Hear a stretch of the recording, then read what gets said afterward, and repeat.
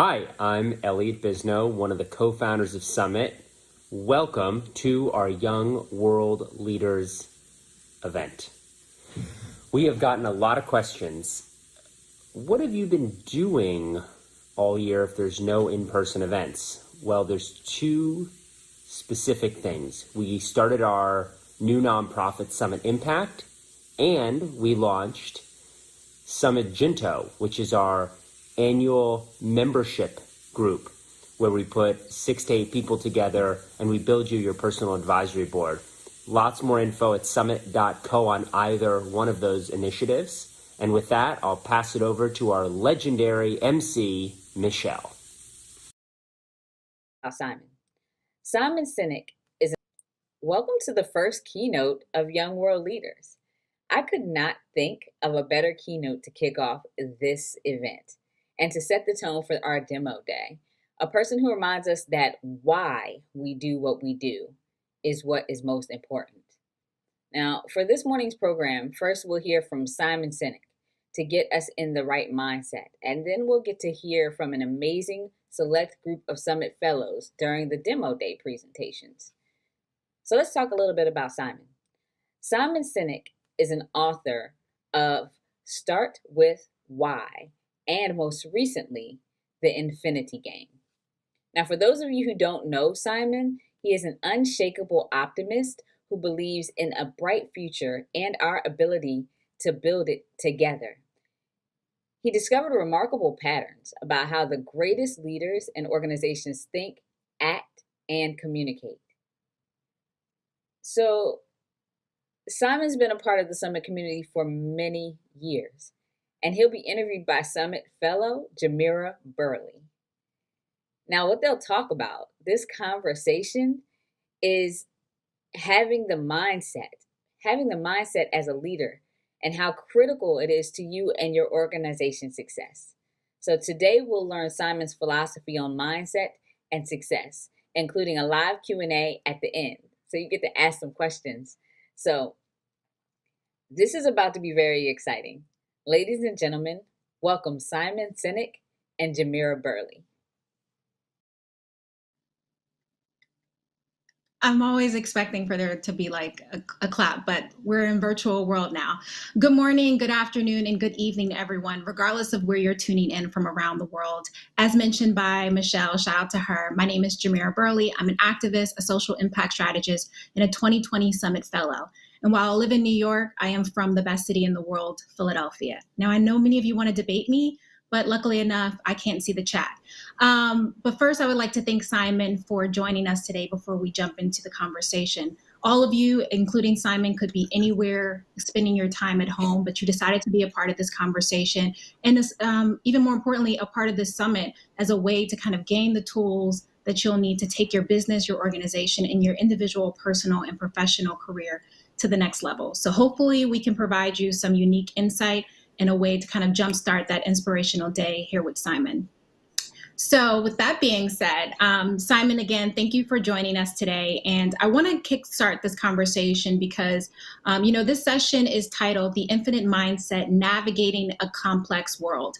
Now, while The Infinite Game is one of your most recent books, you've authored many, as mentioned by Michelle. And I think what's really important by many of the conversations that you've started, the books that you've offered, is that you oftentimes zoom in on very universal truths that many of us get wrong in our struggle to be successful in the infinite game of life. And so I'm curious for you is, why is it so vital for you to tell stories that inspire across industries and that really help to live on and how we live our lives, but also how we play the game that is required of us to be active players in the infinite game of life? Good question. I'm fascinated by the fact that so many of us go through life with certain assumptions of how the world works. And we will operate and make decisions based on those assumptions until we discover that the way the world works is quite different. Remember, for years and years, everybody thought the world was flat. You weren't considered crazy if you thought it. That's what everybody thought until we discovered it was round. And then all of a sudden, our entire perception of the world changed. I love those kinds of moments. And through my own career, my work is semi-autobiographical. Sort of, I go through my struggles as well. And when I discover things that challenge me about the fact that the world is not as I perceive it, and there's a different and more accurate way of perceiving the world, it has profound impact on me. And I sort of make myself the guinea pig. I'm like, all right, I'm going to try that out. And when it works, I'm like, oh my God, this works. And I share it with my friends. And when it works for them, then I usually do something with that idea, either talk about it or write about it. But I just love the idea that the world may not be exactly as we always perceive it. Mm-hmm. Now, you've previously talked about how there's no true end to the infinite game. And as someone who's seen the last year, right, one's success is oftentimes handicapped by outside forces, things that we have no control over. As an optimistic person, how do we maintain some level of optimism and drive, even as we feel like roadblocks are being thrown after us constantly, both by the government, society? How do we still maintain some level of optimism and try to be successful? So optimism is not the denial of the current state. It's not the sort of talking about everything's positive, everything's fine. It's not Pollyanna. It's the undying belief that the future is bright. We can see that we're in a dark tunnel and that times are hard. But optimism is about focusing on the light at the end of that tunnel. I know there's a light. I don't know how long it's going to take us to get there, and I don't know how far away it is. But I know that if we work together, we will get there, we will get through this, and we will come out of this stronger. I think inherent in being an optimist, somebody has to have vision. When I talk about vision, I mean vision of the world, not vision of oneself. The reason we call it vision is because you can see it. It lives in our imaginations. I imagine a world in which, and the great leaders who have kept us optimistic, even in the darkest of times, have done that by sharing with us what the future could look like. And it's that vision, it's that thing that lives in our imagination that drives us. So I'm curious, at a time where it just feels like, there's so much division and so much pushback on universal truths, or even things that we would traditionally believe is fact. How do you think optimism play a role in integrity? And do you think it's possible to maintain some level of integrity as you continue to be optimistic in this game? Yeah, of course. I mean, I think what optimism does is it allows us to understand that this is a long game and this is a broad picture. Without optimism, without vision, I think you're left to react to whatever the thing is that happens in front of you. And I think that's very finite thinking. You try and win the battle in front of you, but you become blind to the longer struggle. And I think understanding the broad, understanding the distant, understanding that this is a moment in time, even if this is a difficult moment in time, understand that there are peaks and valleys, but that this is a journey. I think it's absolutely essential. One of the examples I'll give, is, you look at the women's suffrage movement, for example. Yeah. Not a single one of the founders of the women's suffrage movement lived to see the first woman vote. And yet they live their lives optimistic and moving forward. The point is, it's about momentum. It's about understanding where we're heading towards, and milestones make us feel like we're making progress, even if we know that we will never get to that idealized vision. But it's the idealized vision that keeps us on the road. Dr. King told us, he had a dream. I have a dream that one day little black children will hold hands on the playground with little white children. I mean, we could imagine that in your mind's eye. And all of these idealized states, whether it's equality for women, equality for whether it's gay rights, whether it's civil rights, all of these imperfect and ongoing journeys. It's the idealized vision of what the world could look like that inspires us to keep going. But I fear that if we don't have that, all we have is fights. And the problem is we can get distracted and go to the left and go to the right, and we make that every single fight is the one, and it's not. It's part of a journey, and I think vision is the thing that keeps us focused on the distant and keeps us realistic. I'm so happy you mentioned Dr. King. I'm so happy that you mentioned Dr. King, because also in that same speech, he talked about how I've been to the mountaintop and I may not get there with you, but we will get there. It's the idea of building something, creating something that will outlive you and for generations that you may not even interact with. Yeah. I like that. So in that same vein, though, when we think about, for instance, over the last year, a lot of us have been asking, society as a whole to rethink what it means to give back, rethink what it means for justice. Do you find in a world that is so used to moving from one battle to the next, right, the finite battle to the next, do you find that it's hard for people to reimagine a new world or reimagine something that they themselves may not actually live through or live in? I mean, this is one of the reasons we have leaders and vision.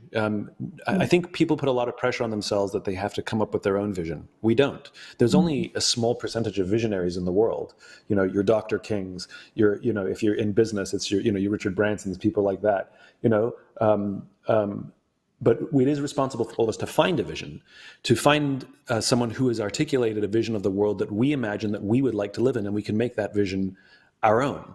I think if I can take a little aside, because we're using these terms of finite and infinite, I want to define the terms. This is the work of Dr. James Carse, philosopher and theologian, who theorized in the mid-1980s these two types of games, finite games and infinite games. A finite game is defined as known players, fixed rules, and an agreed upon objective. Football, baseball. There's always a beginning, middle, and end, and if there's a winner, that means there has to be a loser. Then you have infinite games. Infinite games are defined as known and unknown players, which means new players can join at any time. The rules are changeable, which means everyone can play however they want. And the objective is to perpetuate the game, to stay in the game as long as possible. What I find so fascinating is when we listen to so many of our leaders, it becomes abundantly clear that they don't know the game that they're in. And there's no such thing as, winning global politics. There's no such thing as winning education. You can come in first at your finite time in school, but nobody wins education, nobody wins career, nobody wins business, and nobody wins social movement. These are ongoing struggles. And like I said, if you listen to so many leaders, they don't know the game they're playing. They talk about being number one, being the best, beating their competition. Based on what? Based upon what agreed upon metrics, timeframes, and objectives. And this is a problem because when we play with a finite mindset in an infinite game, there's some predictable and consistent outcomes, including the decline of trust, the decline of cooperation, and the decline of innovation. And so to understand the infinite, and by the way, the infinite game is not the absence of finite games, but it's understanding what game we're in at the time. So if there's a beginning, middle, and end, and if there's an agreed upon objective, then absolutely. Then we can count that in traditional terms. But it should be part of something even bigger. That finite win has to contribute to something even bigger, something infinite, something that's for all practical purposes impossible to achieve. But we will die trying, which is the point. And all of the finite wins, all of the milestones, as I said before, become indicators that we're making progress towards the vision. And it's this progress that we can feel, that we can measure, that gives our lives and our work meaning. But I think the part of life is to recognize that our lives exist in a continuum, that we don't want to let those who struggled before us, let their struggle go in vain, that we will take their work and we will build upon it, and we will hand it off to someone else in the next generation, that we, our lives and the work that we do are part of a continuum, that we will pick up where someone started and better prepare the people who will continue the work that we share, continue the vision that we share. And I think having that perspective of knowing where we stand, I think helps stay very focused on that long distant idealized state of the world. I like the way you phrased it, right? Like the fact that the infinite game is built upon millions, if not trillions of smaller finite games. And I'm curious, oftentimes leaders from a range of different industries will say, change doesn't happen overnight, or that we have to have incremental change. And I'm curious, is that in recognition of infinite games, right? The fact that we don't win movements, that movements continue because the players change, culture change, policy change. Do you think oftentimes people use the excuse of that, things take time as a part of the infinite game that doesn't allow them to envision a world that is different than the one we've all been forced to live within? Well, I think it depends. I think what we have to avoid is these grandiose statements of black and white, of these binary statements. The reality is it depends on the context. I think both kinds of change are necessary. Sudden change, immediate change can rock a system. And if there's a revolution, there's always a counter-revolution. Evolution, though slow, is usually much stickier and much harder to reverse. And the reality is you kind of need both, and it depends on the circumstance. And sometimes patience is the thing, and sometimes impatience is the thing, and sometimes some combination of patience and impatience is the thing. I think that's what makes change complicated and difficult, because it's not just our desire for change that we work for. We have to remember that we're working in concert with people who don't desire to change. People like the status quo if it's comfortable or if they benefit from it. Nobody wants to change the status quo and they benefit from the status quo. But it's both. And sometimes sudden change or revolution gets something started, but then the hard work begins. Revolution can overturn something, but then the hard work of creating stability and making something permanent, because this is one of the problems with revolution. It can go like this, So I wish I had a simple answer, but if it was a simple answer, then we'd all follow that same strategy. And I think we have to remember that there's more than just one group of people involved, and the goal is to create. Is not to convince everyone. The goal is to create a tipping point. The goal is that 15 to 18 to 20% market penetration of the old bell curve that makes something profoundly shift. And there are better ways to affect change than I think simply trying to convince people who disagree with us. Because some people will never agree with us, regardless of what information you put in front of them. Ever. Right. And So, yeah. No, go ahead. I was going to talk about the law of diffusion, this how you affect systemic change in a system. Every population sifts across the standard deviation, the bell curve. And what the law of diffusion tells us is that the first 2.5% of our population are our visionaries, our innovators. These are the people we talked about before. These are your Dr. Kings, your Richard Bransons, right? Then you have your the next 13% of the population are your early adopters, the people who are willing to take a risk, to suffer inconvenience, pay a premium, go out of their way to be a part of something that reflects their beliefs. Then you have the majority, the bell. And then you have the laggards, the last 16%, the people who you'll never convince, but they kind of just don't have a choice because society has changed around them. And we think to affect change, because change happens in the bell, that's where the population lives, we think to affect change, we have to convince the majority to change. But that's not what the law of diffusion tells us. Because the bell, the majority of people are cynical, practical, afraid of change. They want to know what's in it for them, what guarantees they're going to have, what happens if something goes wrong. Will you look after me? Am I going to get in trouble? And the way we affect change is by focusing on those early adopters. Every population, you can convert about 10%. These are the ones we refer to as, I love her. She just gets it. Gets what? What we're referring to is that she lives in this population. And so the way great social movements happen is by lighting a beacon, which is the vision, which attracts people, right, who believe what you believe. So you have to be crystal clear what the vision is in terms that are inspiring and inviting.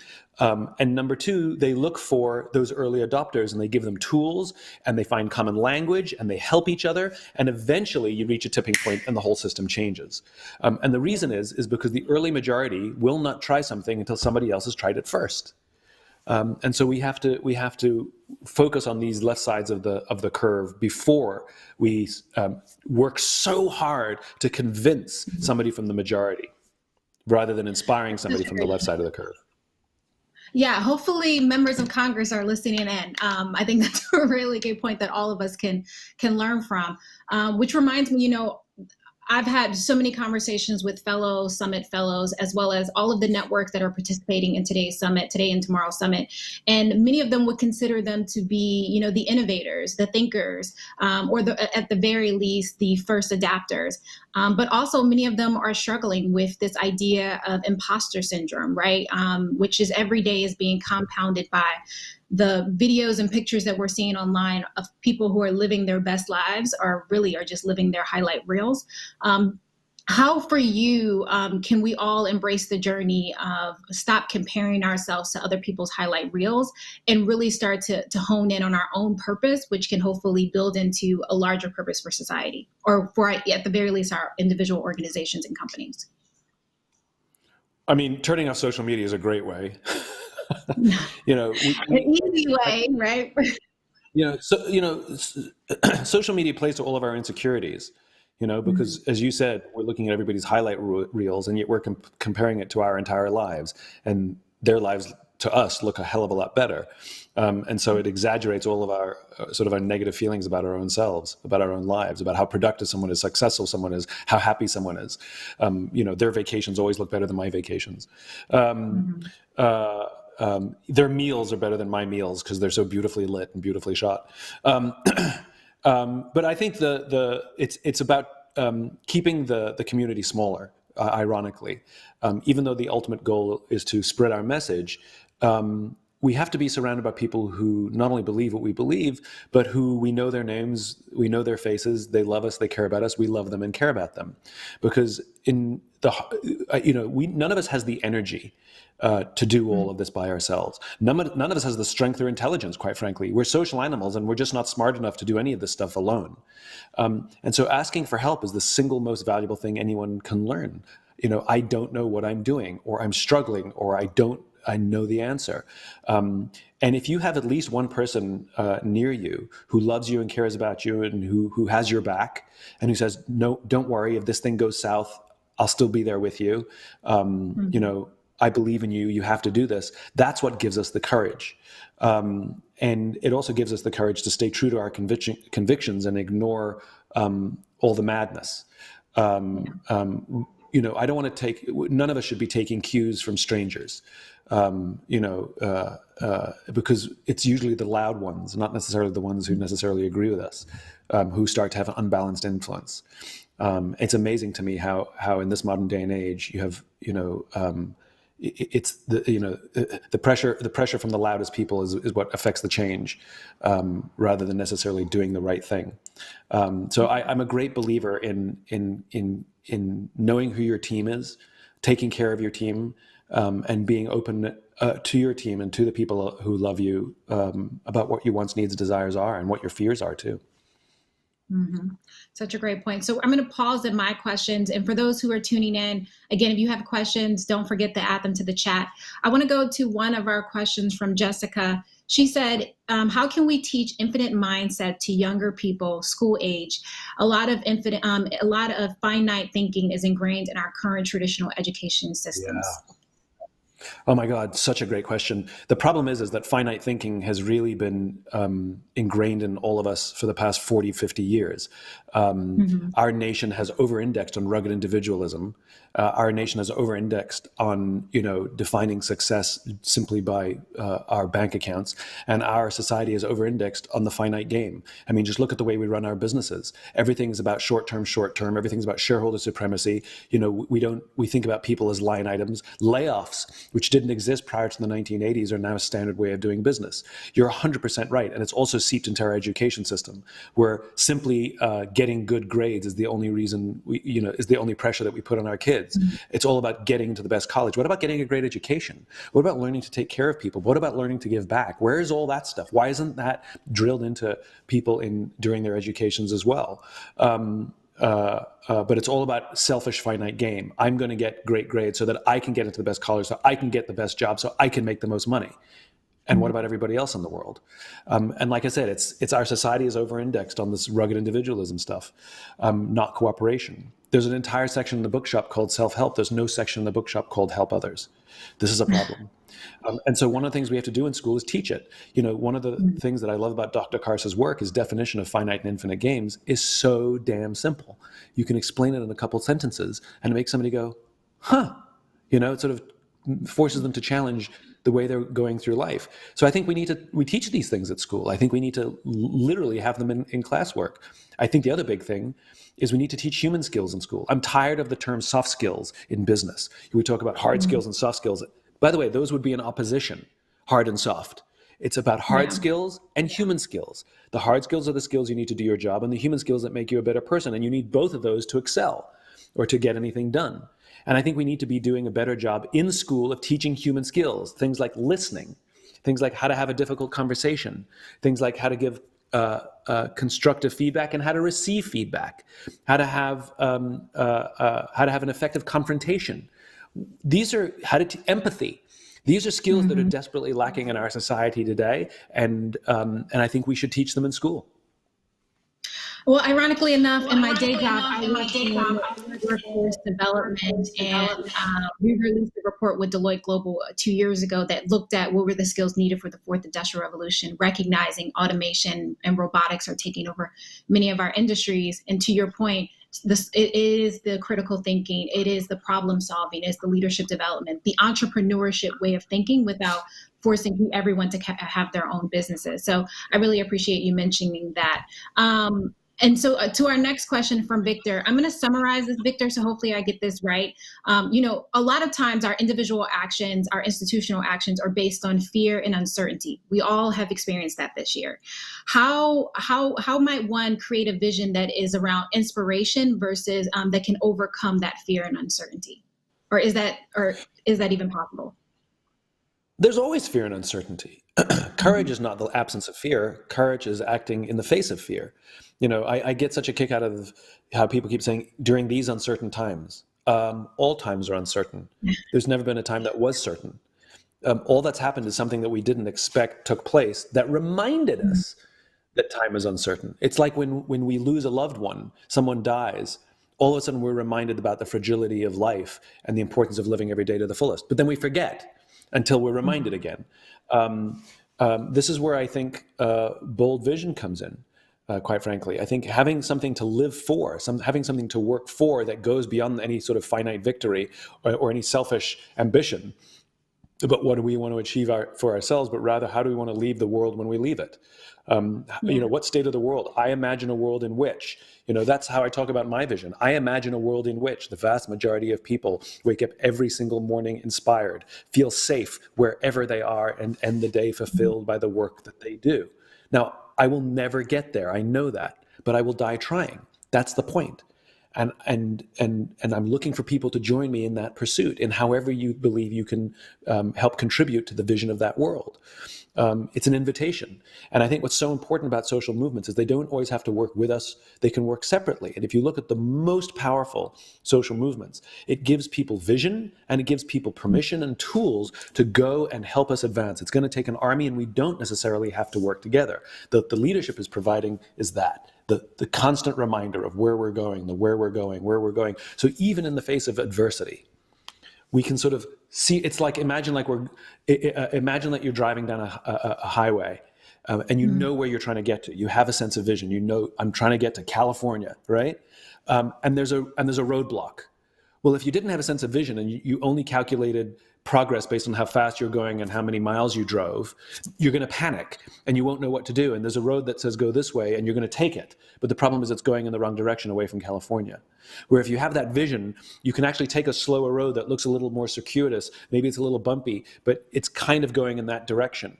And that's what vision provides. It allows us massive flexibility to take different paths and different roads and create different relationships. But the point is we're always focused ahead on the map. That's what's essential. It makes me think about, my own decision making, right? Without a vision of where you want to be or the state of the world in which you want to create, it's very easy to get distracted by things that are shiny, but that actually doesn't contribute to your overarching vision of the world. Yeah. So we have another question here. No, you're right. We get distracted by shiny things that have worked for other people that take us off the vector, that take us off the path. Yeah. So we have another question here from Ava. Hey, Ava. Can you articulate some quantitative incentives to the infinite mindset in terms of entrepreneurship, ecosystems, and collaborations versus competition? What actors are best positioned to influence and why, in which industries? That's a very loaded question. So right, feel free to jump in. There's a lot. I'll try and unpack it. Okay, so number one, stop thinking of the other players in your game as competitors, because competitors are a construction in a finite game, and you play to beat a competitor, right? the Yankees play to beat the Red Sox. They are competitors, right? But in the infinite game, we don't have competitors, we have rivals. And some of those rivals are worthy of comparison. And a worthy rival is another player in the game whose strengths reveal to you your weaknesses, that they are better at some or many things than you. And instead of trying to beat them, because you can't beat them, the question is, what can you learn from them? You don't have to like them, you don't have to agree with them, but you do have to be grateful because they're revealing to you where you need to improve. So, for example, when Circuit City went out of business, Circuit City went bankrupt, Best Buy didn't win business. Because that's not what happened. In the infinite game, two organizations selling the exact same product can both be very successful, right? In other words, stop viewing them as competitors. And rather focus on where your organization is trying to get to, where you're trying to go. And then you look around you and say, ooh, they're really good at that. We're not good at that. Should we partner with them, or can we learn to improve ourselves? And we wish everybody the best of luck, especially if they're working towards the same end goal. I think it's so funny that, all these organizations are trying to look for the cure for cancer and they compete against each other. They actually have fundraisers that compete against each other. And they talk about it like, that's not fair. They got that. We need to outdo them. I thought you're looking for the cure for cancer. They've literally taken their vision off the focus of where they're going. In our organization, for example, we never start a conversation, is this good for our company? We start a conversation with, is this good for the movement? And when we stay focused on, is this good for the movement, then is it good for the organization? You have to check that every decision you make is first good for the movement, then is it good for the organization? But too often we ask, is it good for the organization?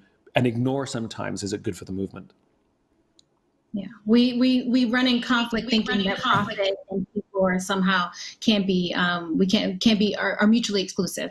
We're running up on the end of time, but I have one final question, because I'm a firm believer that good people create better organizations, better movements, better business. And so I want to ask a human question. Over the last few months, it's been a struggle for all of us, and I'm curious, knowing what you know now from the last few months, what is one thing you are going to do more of when the world opens up in some way? Or what is one thing you wish you would have told your younger self to do more of in the future? I think the question for me is the opposite. What am I going to do less of? Okay. I think it became so clear how sucked into the rat race we all were. And there was, the tragedy and death that surrounded us notwithstanding, there was a collective deep breath that I think a lot of us took. For the first time, if you were with your family, you started having family dinner every night. Like, we haven't done that as a society since the 50s, that's a good thing. I think a lot of kids had their parents around them, which was a godsend for so many of them, who needed that extra attention, that parents were raising their kids again, as opposed to trying to squeeze them in between meetings. So for me, there was a breath that I realized that that there are things that I can do without rushing around like a chicken without a head, that can help advance the movement as well, if not better, than the way I was doing things before. I think we started to appreciate, and I definitely learned to appreciate, time more and space more. I think that I think it was a big reminder that the race to win is a fool's errand, but rather it's learning to contribute, and that includes taking care of ourselves and taking care of the people around us. Well, that's a great way to end this conversation. I want to thank you so much for taking the time to be a part of the summit. And for those who are tuning in, enjoy the rest of your day, and hopefully you got inspired. Go watch his TED Talk on why it's amazing, and I'll see you soon. Thanks, Jamira.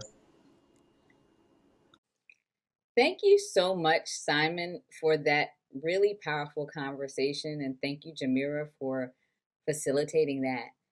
What an amazing experience. So we'd like for you all to settle in and stay tuned with us, because next up is our demo day. Now, we have 3 different demo day broadcast rooms that you can join: education and opportunity youth focused. That's one. Economic empowerment focused. That's two.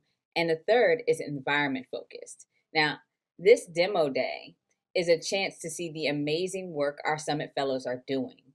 So stay tuned until the end of the demo block, and you'll have a chance to meet the fellows in our hub below rooms. That's really exciting. Thanks, Michelle. Hey everyone, my name's Kat. I'm on the Summit team, and I'm here to remind you that if you want to learn more from any of the fellows you heard from today, head on over to discussion rooms for exclusive AMAs with the fellows after demo day. How do I get to discussion rooms, you ask? Head on over to the Hubbaloo main menu, click the rooms icon up on the right, and then you'll see a menu of all the discussion rooms happening at that time. Speaking of which, we all know that the best moments at Summit rarely happen on stage. They happen at those serendipitous run-ins in the hallway or with the person sitting next to you at lunch. In order to create this time to connect with each other that we all crave, we've lit up a few discussion rooms throughout the weekend on various topics. These aren't sessions with a speaker, they're just for conversation and connection. So check out the agenda for the discussion rooms that you want to join. If you're having a good time with us this weekend, you also might enjoy Summit Junto. Summit Junto is Summit's very first year-round membership offering, where we curate for folks your very own personal advisory board of Summit community members to help you navigate life's challenges. To learn more and potentially apply, check out summit.co/junto/impact. All right, enjoy the demo day. Don't forget about the AMAs after, and we'll see you later.